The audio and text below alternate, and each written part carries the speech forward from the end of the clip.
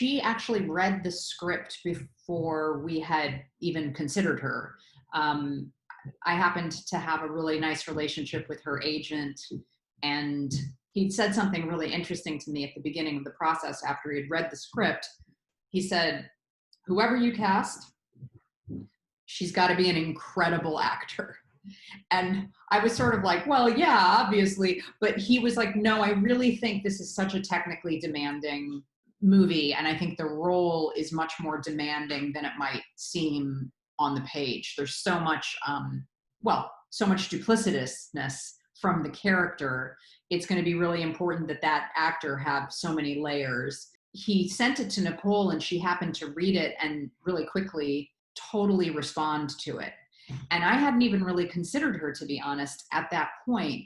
But as soon as I spoke to her, and as soon as she talked about the role and talked about how shame drives this character, the way she was talking about the character made me feel like, even though she's an unlikely first choice, now she's my only choice. Like, she's just so willing to do anything. Like, she really is such a risk taker that I felt like once I had that first conversation with her, it just kind of, it didn't occur to me to seek anyone else out after that.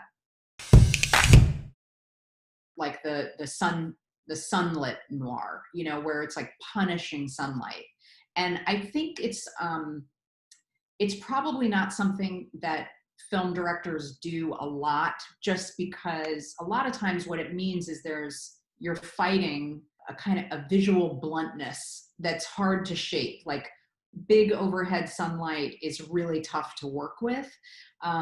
But Julie, my DP, she and I just decided, you know what, this is Los Angeles. It's relentless sunshine. Let's do something with it. Let's make it interesting. And so we worked quite a bit with reflection and quite a bit with like blowing out the frame as opposed to trying to control the sunlight. And I think in some ways that helped with this larger character question about Erin, like how much of her do we really know? What exposed her as a character? I realized I just wanted to be making movies that felt like they were coming from me personally, and that urge was so strong that it was less likely to be attacked. And so when I made the invitation, it was $1 million. It was 20 days. It was so hard. I was cutting it in my garage with my editor.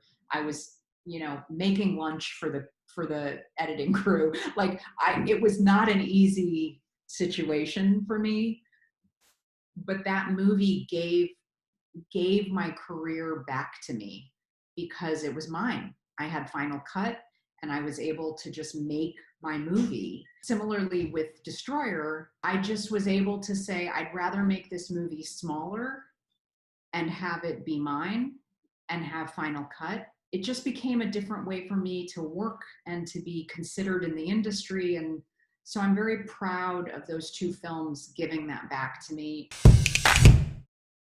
It's important not to beat up on yourself and take it too personally, because it really is just the nature of a very unstable and unpredictable business.